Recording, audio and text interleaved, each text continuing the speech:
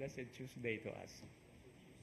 As we have entered already the season of Advent, it is so significant to always be reminded that this Advent is, for the first moment, the first week, is always connected with the waiting that is as regards the promise of the Lord when He comes back, the second coming or the parousia.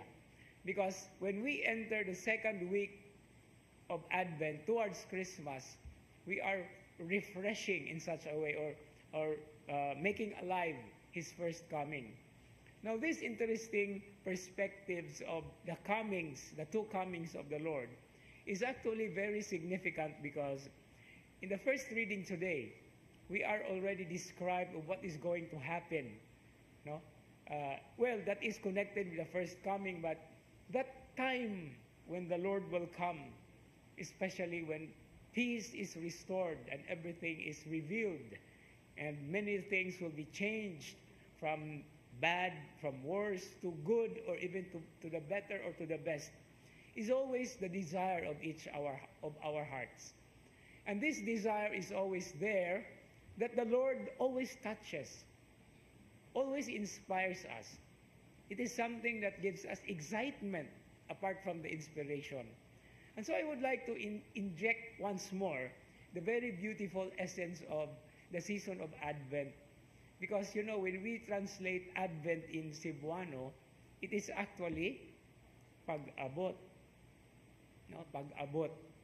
And then pag-abot, that is the arrival, the coming. But what is interestingly connected with the coming is the waiting. Ang English, waiting. But pero unsa may etong Cebuano sa waiting, magpaabot. Diba?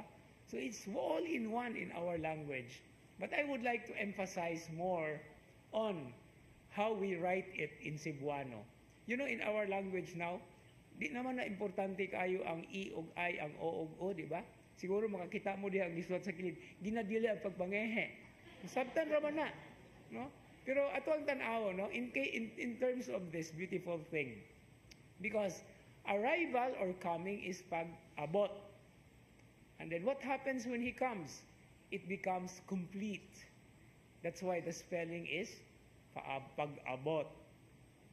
But since we are still waiting for His coming, and what is the beautiful spirit of waiting? It's openness. And that is how we spell the word pagpaabot with the U, because the U there is actually with hands and hearts open for His coming. No? So this should distinguish. We are talking about an Advent, just one event, the first coming and the second coming. But since He has already come, we are all waiting for His second coming, His return. That's why we have to be always open. And this is what the gospel is telling us. No? Jesus is actually already reminding of those of the disciples who saw what they have to see. No? But which the prophets did not, because it is Him. And this is also what happens when we are open. It's opening our eyes because we are always seeing Him in the many ways that He comes. Because according to Saint Bernard, there are not just only two comings. The first coming already has happened. The second coming is still to come.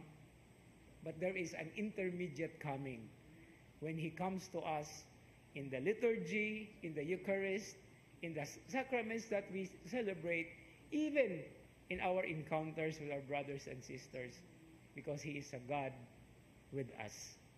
So sa atong pagpaabot, sa iyang pag-abot, we have to do these things with so many things, and gratefulness most of all, because He has already come in our midst. Amen.